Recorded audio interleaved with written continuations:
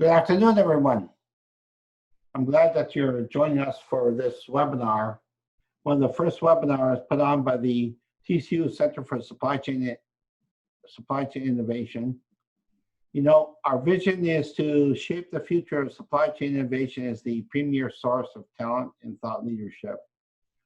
And part of our mission is to develop and promote innovation end-to-end supply chain practices to improve global business capabilities by integrating students with our total family of faculty and business experts.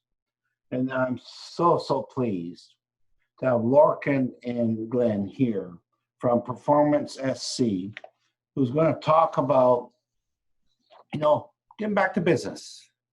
We've all of us have been secluded, and we've got to get back to business. And Lorcan is the CEO and founder of Performance Supply Chain, a specialist in supply chain consultancy. He's been around for a very, very long time. I mean, he's got offices in Chicago, London, Dublin, and Singapore. And he's a reformed accountant. I would like to say, thanks for coming to supply chain, Lorcan. But he is really an international expert that can really give us some good perspective of what's happening. And then, Glenn Grube, who is based here in Dallas, is a highly experienced executive leader in supply chain operations. He has done so many things, whether it be digital content, telecommunications, OEMs. He's done work in 3PL, sales and management, but he's done so many different things. He brings such a wealth of international experience and having experience in the US, Europe, and Asia. And he brings direct knowledge to all of us as we proceed. The Center for Supply Chain Innovation at TCU that wants to be the nexus between business, students, and the faculty. We are so great that PerformanSC present this. Lorcan. Wonderful introduction, Dave, and thanks for agreeing to host this, and we're delighted to participate. The intent here today is probably to sort of speak for sort of 15-20 minutes, and then maybe open it up for a discussion between Dave, Glenn, myself, and actually anybody that's here. If you want to raise your hand, would be delighted to get inputs. I think one of the things we're all learning from supply chain in general, but I think in particular at the moment, is that nobody has all the answers, and it's only in forums like this where you get the opportunity to to share what you're seeing and to learn from other colleagues that are out there.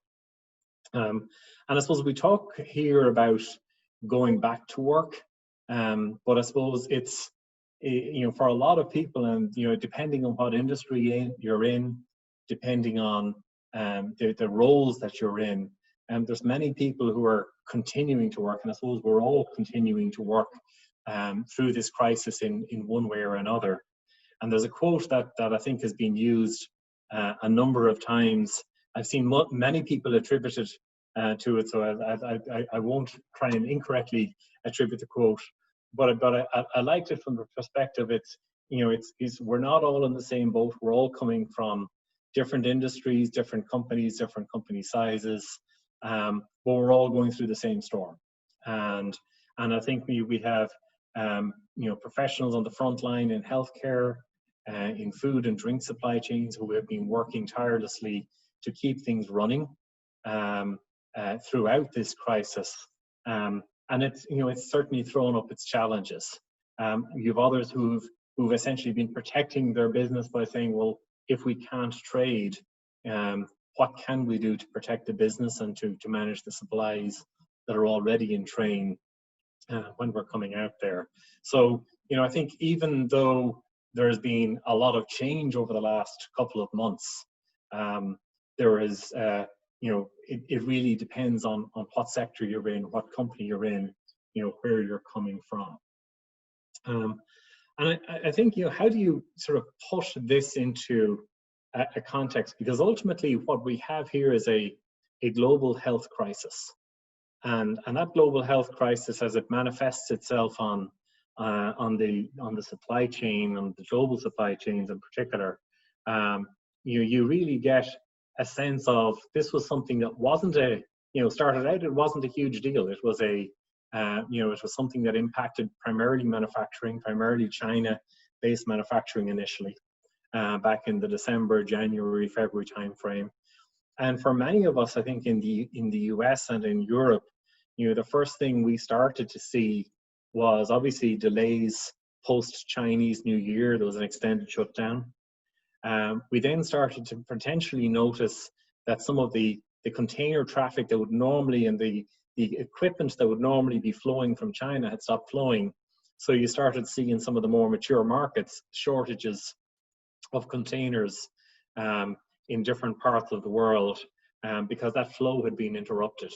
And then we saw a rolling wave of closures of brick and mortar retail as economies starting in Asia, moving into Europe and into US, and obviously now into Latin America, Africa, and elsewhere, started to take dramatic steps to lock down economies, to close brick and mortar retail.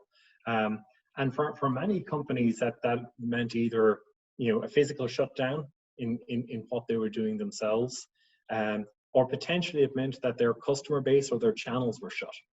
And that had a very dramatic effect on revenues. It had a very dramatic effect on all the predictions that we would have made. And we're still seeing that shutdown. And it's progressively, I think we're in that sort of a progressive reopening, depending on what part of the world that you're in. We're seeing a progressive reopening, but it's not a fast one. I'm sitting here in Dublin where, we have 5 stages of 3 weeks per stage before we see anything approaching normality. And I know that's different by state if you're in the US, and it's different by country as you go around the world. And there's nothing saying that we won't go back into something like this in the future. So that's had a profound impact on, well, what are people buying, how are people buying, and what are the channels that they're using to buy. And we'll come back to that in another little bit. Of course, one of the industries most hit by this has been the hospitality industry and this sort of the transportation and travel industry. And you'll see pictures like this one here all over the world with hundreds of airplanes parked up in fields because of the shutdown or the dramatic reduction in passenger traffic. And of course, what happens then when you shut down passenger traffic is not only do you disrupt the tourism sector and other pieces, but there's a significant amount of the belly capacity within those airplanes that global supply chains rely upon to move their products. So you've got a sort of a manufacturing disruption rolling around the world. You've got a retail channel disruption, and now you've got a huge logistics disruption with up to about a 35-40% reduction in total freight capacity. And those are some of the estimates that if you look at year on year, the impact of taking out all of that passenger traffic is very significant.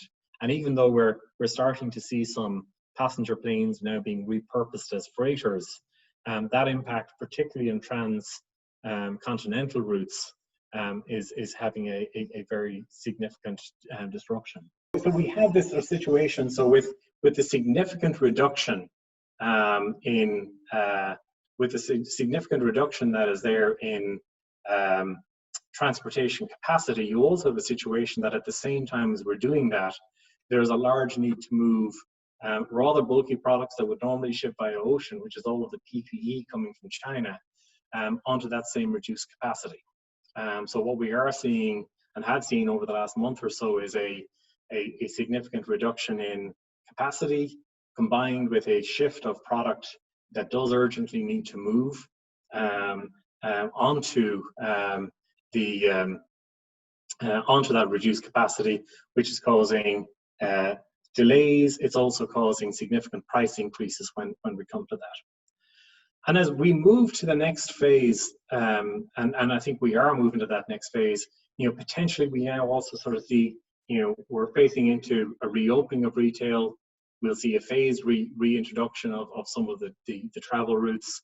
But we are also potentially heading into sort of an economic crisis, and there's also already been a significant economic impact of the crisis, and that's going to impact overall customer demand. And even though we are moving to an opening phase, potentially that reopening is going to be restricted. In some cases, a lot of restaurants right now, it's takeaway orders only. In malls, a lot of malls remain closed, and as they reopen, physical distancing or social distancing will still be enabled. So that also will have a significant impact. So as we consider how do we manage from a supply chain perspective, it's taking a look at all of those pieces together. So if we sort of we live in a fairly ordered world, and I think in normal circumstances our supply chains are built around a lot of order around data. We have lead times built in, we have forecasts built in, we know what customers will typically want, we know what how quickly suppliers can react to that, and the initial response, I suppose, that we've all had to deal with is one of reacting to just totally changed circumstances. So regardless of where you're manufacturing, regardless of where you're distributing, and what you're distributing, and what you're doing, I suppose instinct number one is how do we protect staff and customers, and then the other pieces is all of the things that we would normally treat as a certainty have suddenly changed. So our demand requirements have changed. In some cases, if you're in a healthcare setting, suddenly the demand for PPE has grown exponentially beyond anything that potentially could have been or would have been there from a stockpile perspective.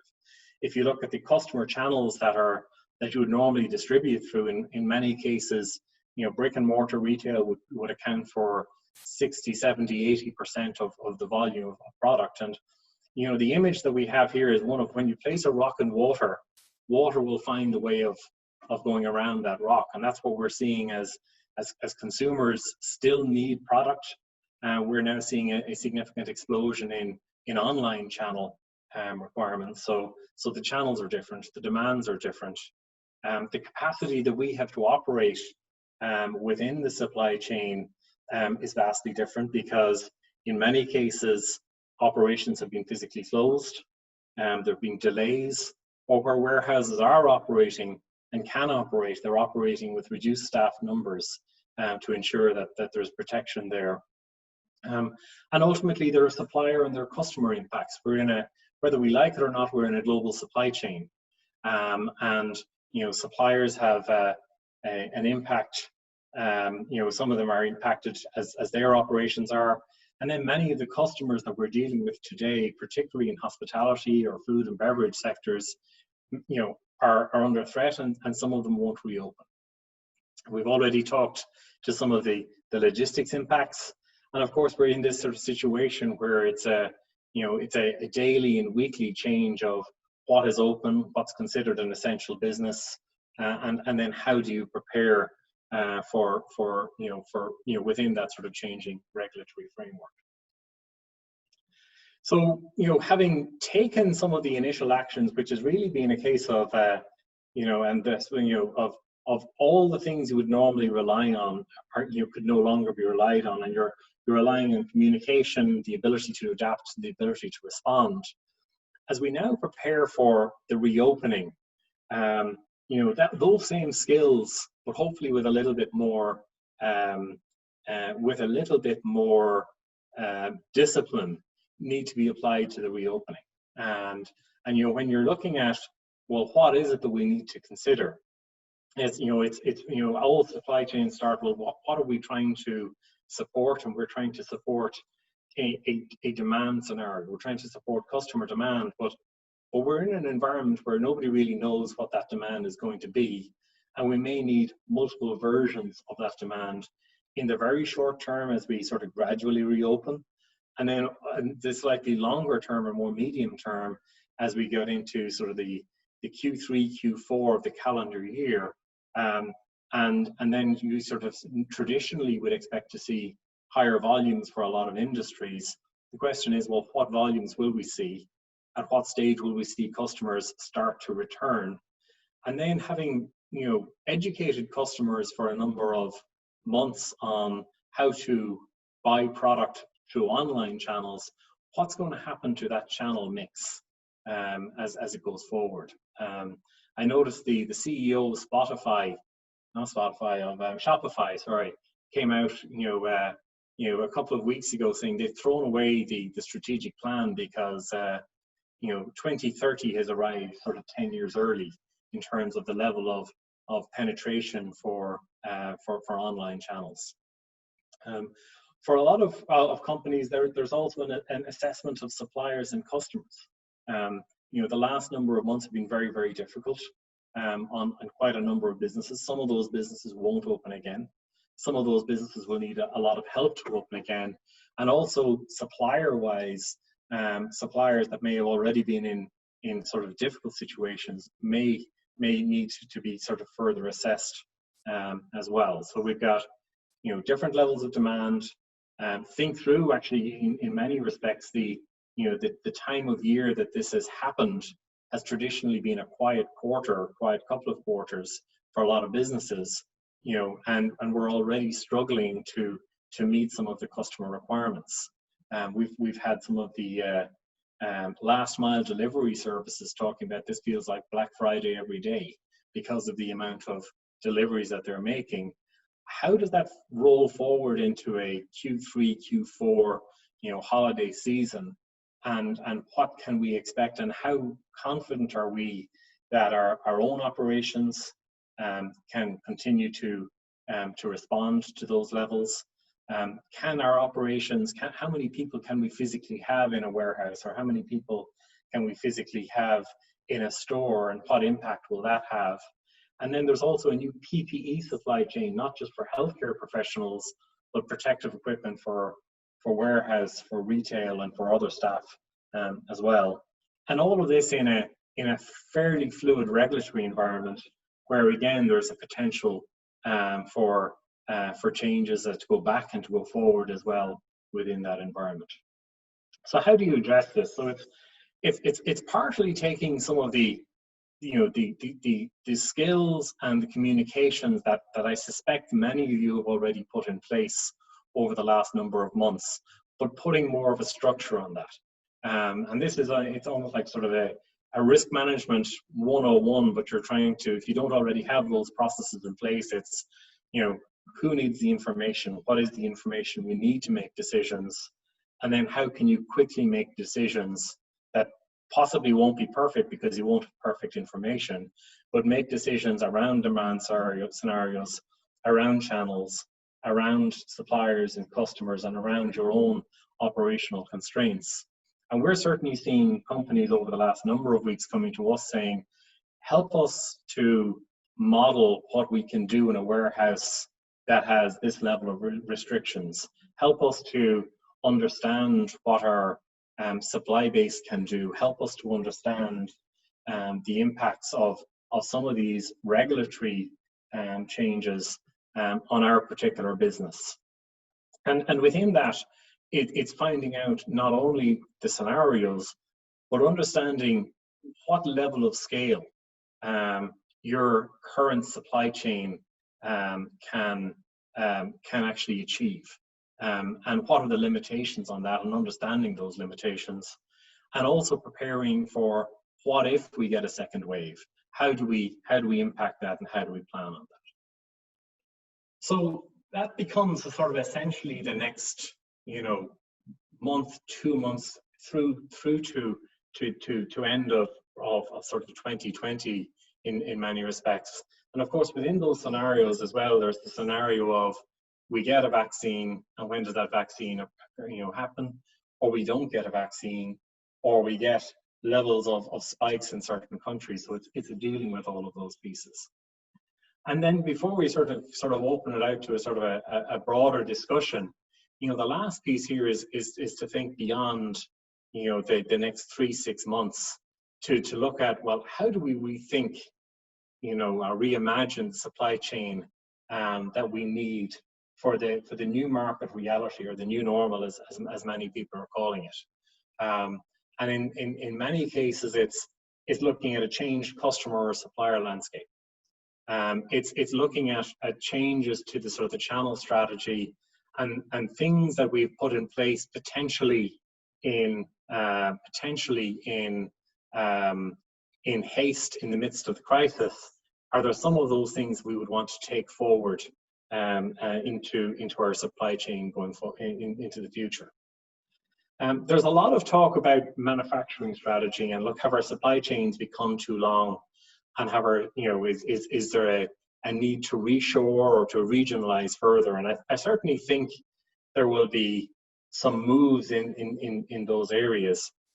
But actually, I think a lot of companies looking back at the last number of weeks will also recognize that, understanding what the real demand is and understanding the visibility and sensing into what's happening from a customer point of view or a stakeholder perspective has possibly also been a weakness going through this crisis.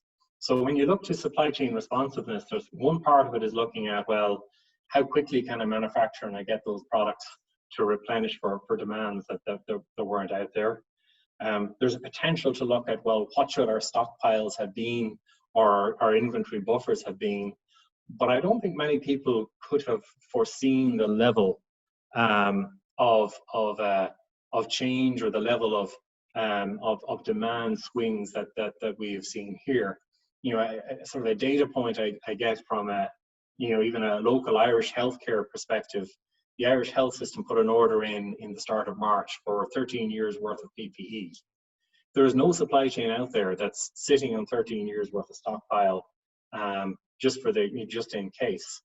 And I know many supply chains have leaned out over time, but realistically, we need to take a look at how responsive is it, and then how quickly are we getting the demand sensing and signals to be able to trigger those responses. I think there will be a push for automation, particularly if you look at warehouse, the ability to look at goods to man or goods to person type of automation, which will allow actually sort of increases in throughput with a certain level of social distancing, where you've got robots or cobots essentially bringing the goods.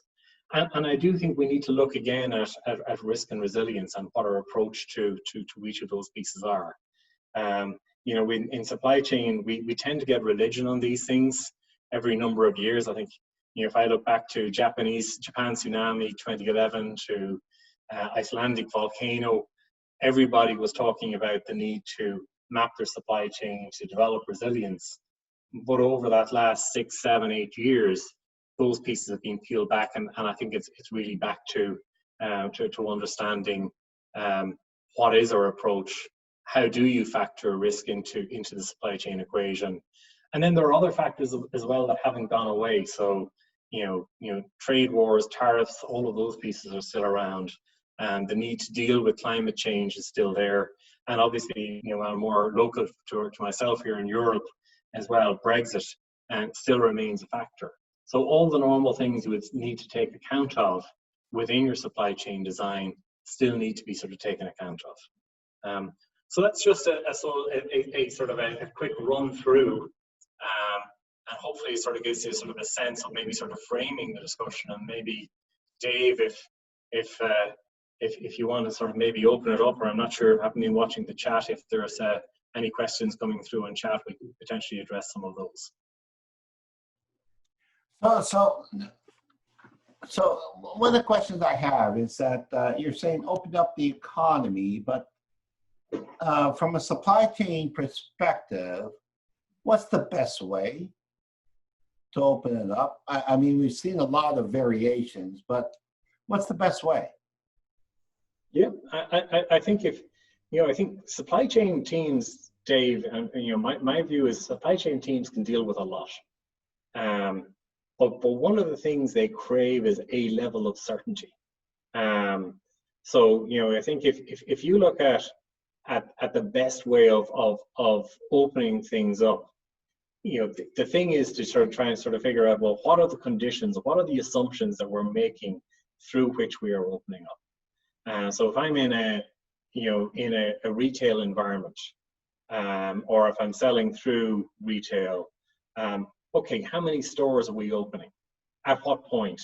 And look, and build some scenarios of, we're going to open up, 20 stores in these states first, and we're going to follow that by another a week later, we're going to follow that by another 40 stores. We're going to project that our level of customer footfall is going to grow at this level, which will sort of feed into a level of demand. So I think one of the things you need to do is you need to make some assumptions. And like every forecast you make in supply chain, you need to know that those assumptions are going to be wrong, but you need something upon which to make decisions and to sort of manage a flow of materials. We have seen some companies say, maybe we need to simplify the range of products that we offer, because there are so many other variations and so many other variables within the supply chain, that if we can at least say, I don't need 20 brands of a particular product. If I have 4 brands or 3 brands, I'm still serving my consumer. But I think it's make some assumptions, build some scenarios, but build a communications process that allows you to change and adapt as those scenarios are either proven to be wrong or out by a certain piece.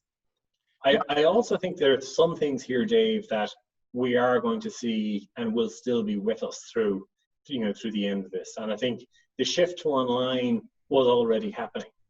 And I'm not saying that the brick and mortar is going to be left behind, but I think a percentage of what's already shifted to online will never come back to brick and mortar. So if you haven't already been investing in those online channels, whether that's your own direct e-commerce or through a marketplace or whatever else, that's got to be high on your radar of things to make sure that that are out there. But what have you seen as best practices thus far in terms of forecasting demand or even modeling for this surreal and I mean, in all this changing environment that forecasters can't seem to be able to do it? And how do we look at it globally in different countries, and are we in different levels of maturity? So how does a global company be able to forecast demand with COVID-19? No, great question. I think what we are seeing, one of the things you can do is look at, which countries are further ahead in this process, and which countries have already opened and are further down that route.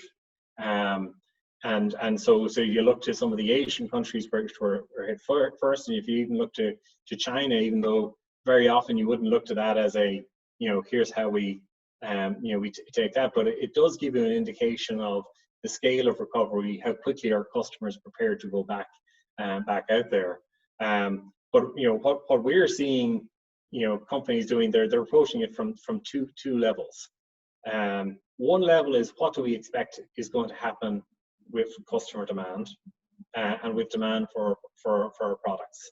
And the second is, what do we think we have the capability to fulfill?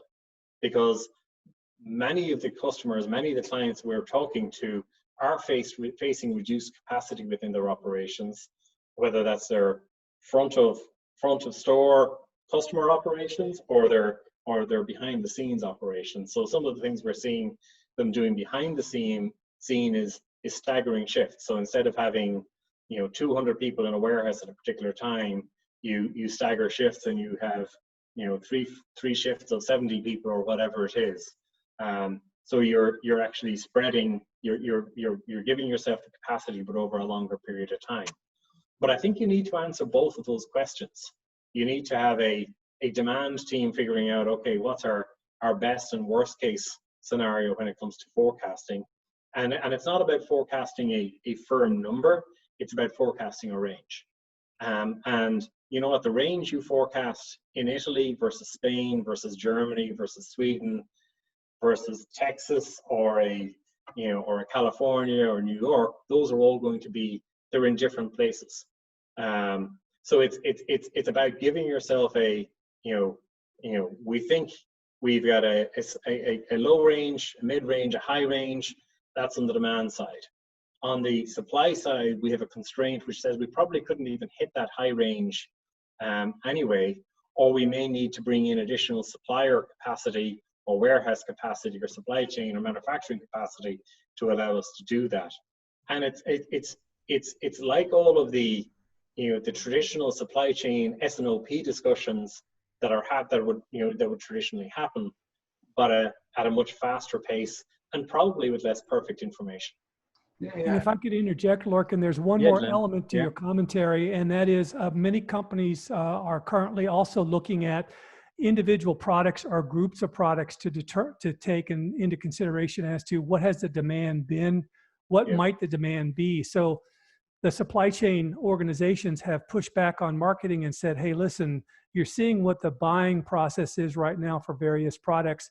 Help us understand and forecast what you think the future demand might be based upon the opening.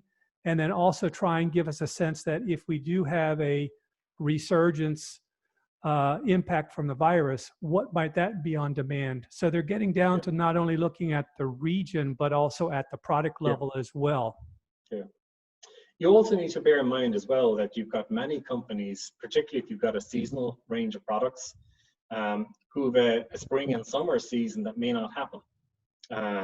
So you've got a range of products, particularly in the apparel space, where we've missed the window. So then you're trying to figure out, well, what do we do to deal with the inventory that was already in the pipe that may never sell, or may not sell certainly within this period, while also continuing to prepare for the seasons where you still want to make your sales. So I just because I hear from and talking to colleagues and saying CFOs love this. Yeah, they love the shutdown because, oh my goodness, the amount of money they're saving. But we know from a supply chain standpoint, from a post-COVID standpoint, that things have to open up. Yeah. Where is the willingness to invest in a resilient planning and understanding disruption, early warning systems, and yeah. I mean, because right now CFOs love it. I mean, they're saving a lot of money. Of course, a lot of companies are not doing well, but going post that, how do we do that? I think there's a few of us here with gray hair, Dave, on the call. Nothing wrong with gray hair, but if you remember back to the fallout from Icelandic volcano, from Japan tsunami, everybody was talking about mapping their tier 2, tier 3 supply base, putting in systems that would give them early warning systems linked to political disruptions, storm disruptions, all of those pieces. And you couldn't go to a conference in 2012 without 10 speakers on that topic. We ended up year after year after year, we've had this conversation with people for a number of years now. People didn't want to know necessarily about building in resilience, because the name of the game was, how do I chase that cost curve, or how do I chase that that customer curve. And only over the last 2 or 3 years, we started to see, we've created our own natural disasters in terms of, you say to in a connected economy like the EU, that actually one of your largest partners in the UK is suddenly going to break away from that. You've just created disruption that's as big as any volcano or tsunami. You look at a trade war where you know, for whatever reasons, you know, suddenly apply 15, 20, 30% on a tariff on goods, and it has an impact. And it's like that stream, you create it, you put a new rock in the stream, and the supply chain goes around it. I think what we've seen with COVID is we've seen all of that, but on a scale which is beyond what I think anybody had realized. So I do think for the next 2, 3, 4, 5 years, potentially, we will see this risk and resilience being a core measure. And my only fear in that is at some point, you know, the boardrooms will start, you know, chasing a different priority, and it'll drop further back down again, and people will be less willing to build in that, unless we can educate as supply chain professionals the need to have an approach that's a reasoned approach to manage that. So let me shift a little bit. We talked about demand. Now there's a lot of discussion about we've got to move our supply out of China. I mean, what's your perspective, Glenn and Lorcan, on, you know, everyone? And I talked to someone yesterday who said, well, we are working on moving all of our suppliers out of China. What's your perspective on that? I think there will be, you know, I think somebody tweeted during the week, a short supply chain is a happy supply chain. So to the extent that we can shorten some of the lead times, then you increase the responsiveness of supply chains. But you know, I think you know, to rebuild that manufacturing capacity in region or whatever, there's a lot of infrastructure that would need to be put in place to make that happen at scale. And you know, part of what worries me is I hear people, particularly in sectors like healthcare, saying, hey, for PPE, we need to be building our own factories for masks and all the pieces.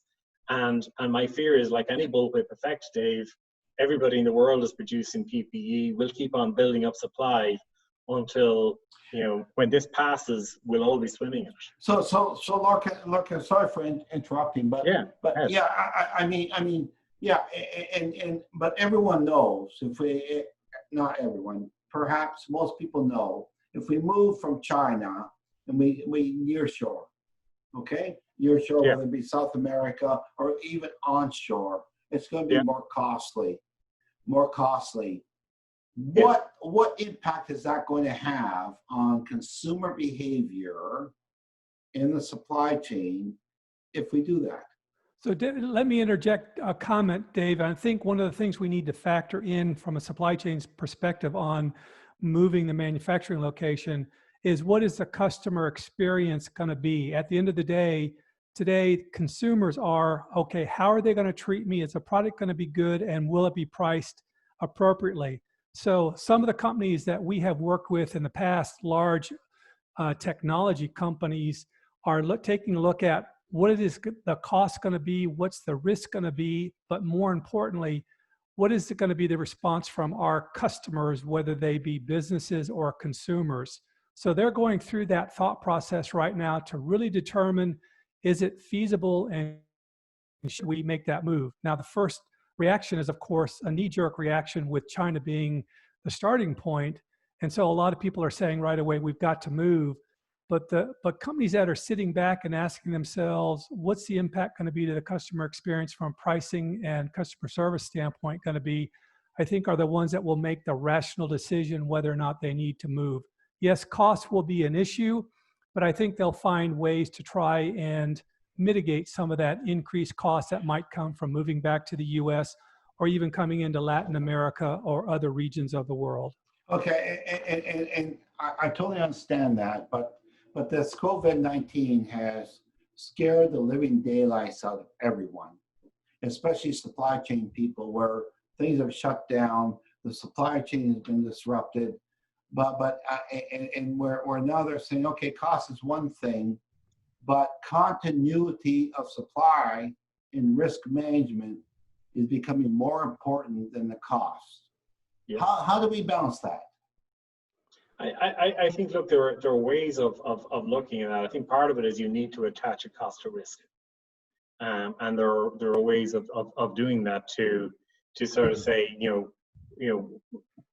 risk-free supply chain doesn't come without a cost, but you need a balanced approach on how you do that. So you cannot eliminate every risk from your supply chain, but you can identify the risks that will really hurt, and sort of say those are just no longer acceptable, and you create a way to do that. And to your point, Dave, on there will be an increased cost of reshoring or bringing stuff closer to region. I think if you look at the total landed cost in many cases, and it'll vary by product.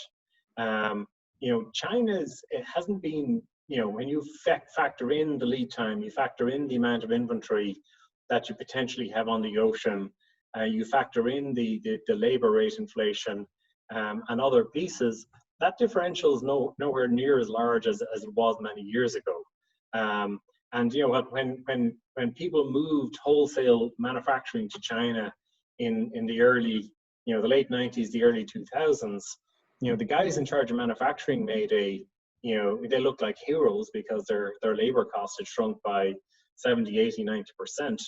But the poor logistics guys were paying that money back to your Kuehne Nagels and your UPSs and DHLs to ship this product that we just moved 10,000 miles away from our core markets.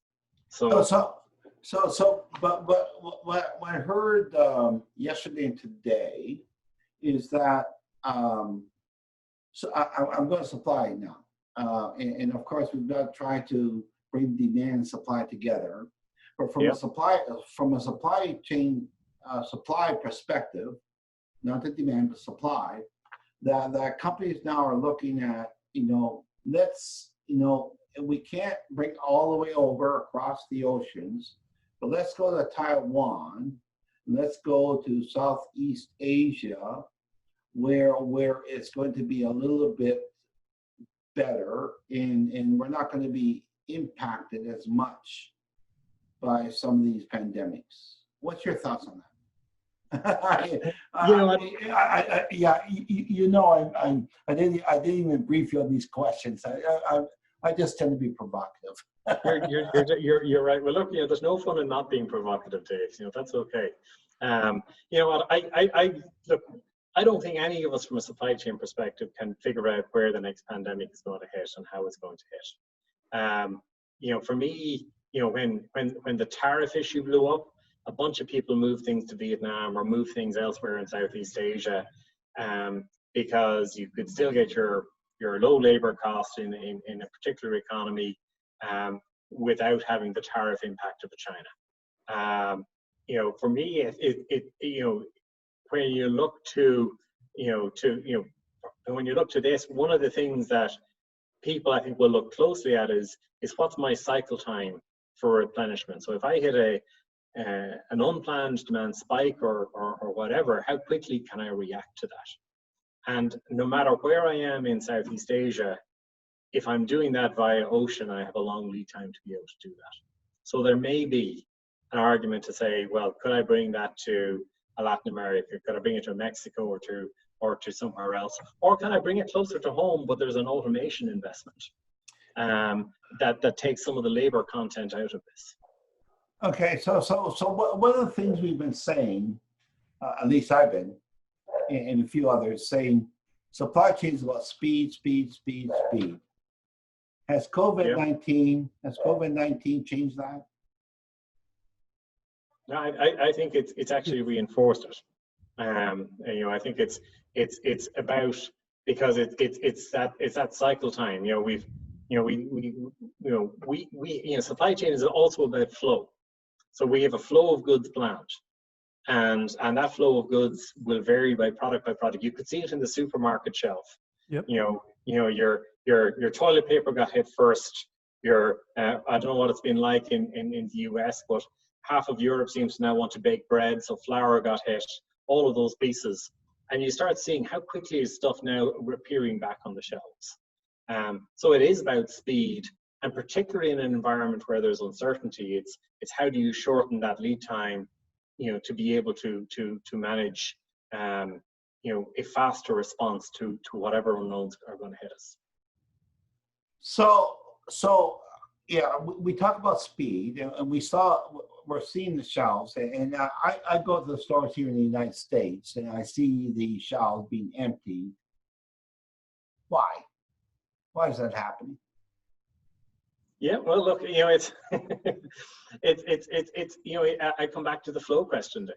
I think, and most of the people on this call probably know as well as you or I do. It's you're planning for a level of demand. Your buffer is that inventory, but we've leaned those inventory buffers down based on the levels of expected variability we've got. Suddenly you hit a shock like this, and we've blown through those buffers, and we've blown through more than that.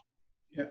So Lorcan and Glenn, as we close up, we've got about 8 minutes. Sure. Your last thoughts on what is the message that you really want to send to the audience as far as doing this? Because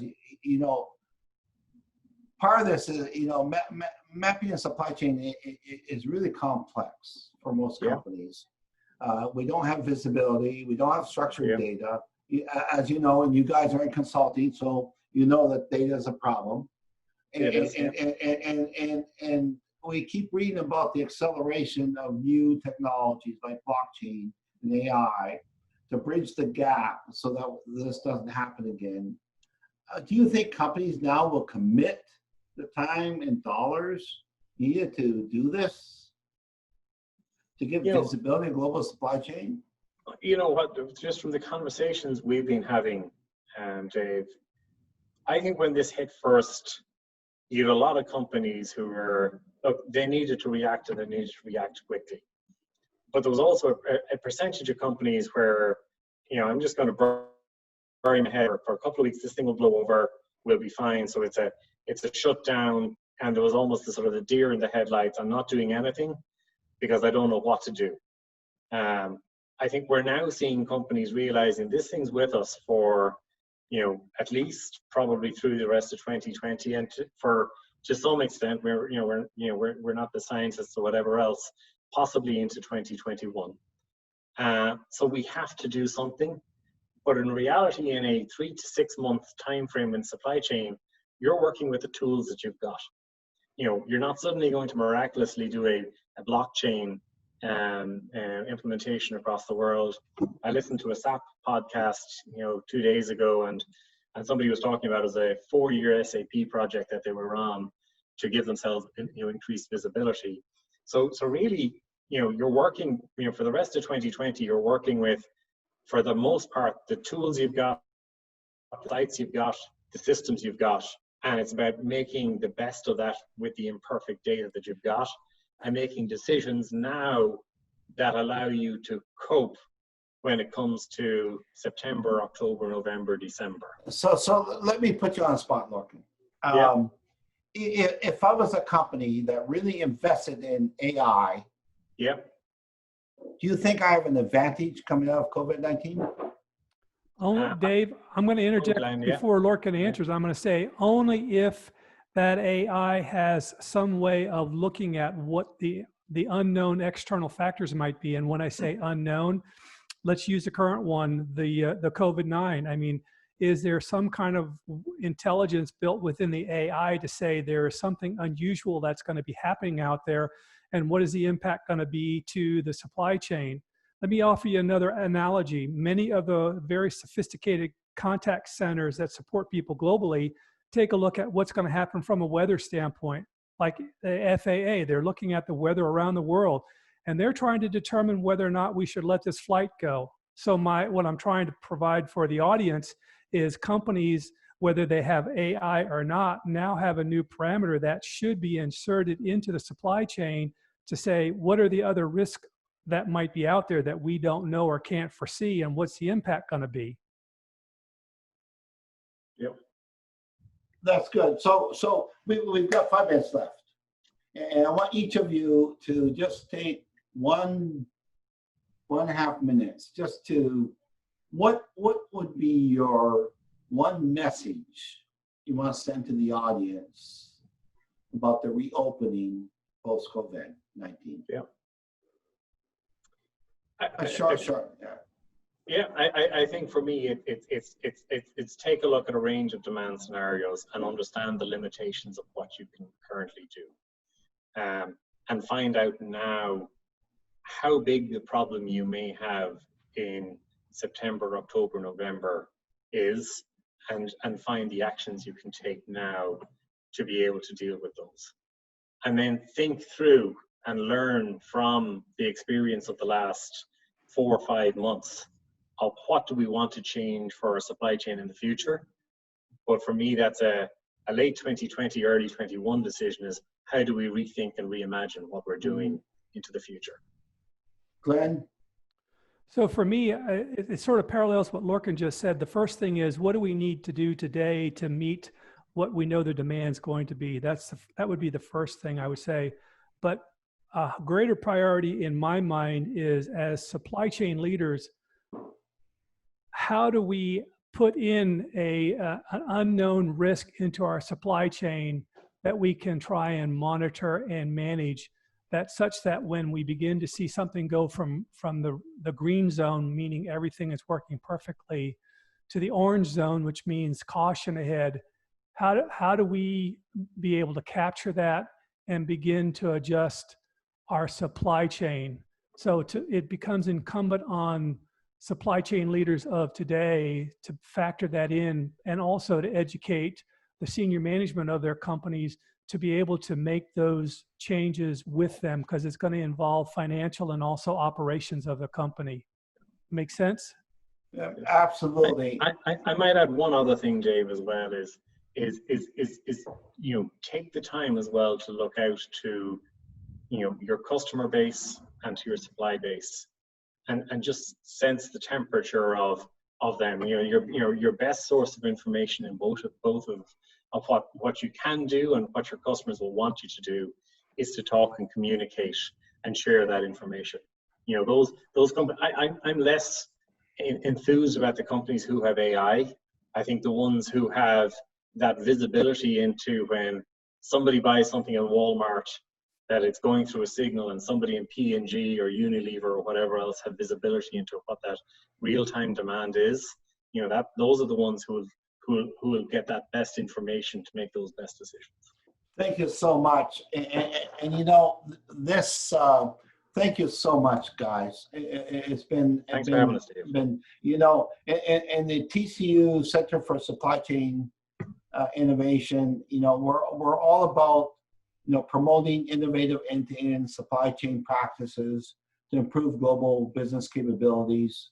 And we do this by integrating our business community with everyone else in the family. And I think this is one of those that you have helped us do that. Thank you so much. Thank you, everyone, for joining us.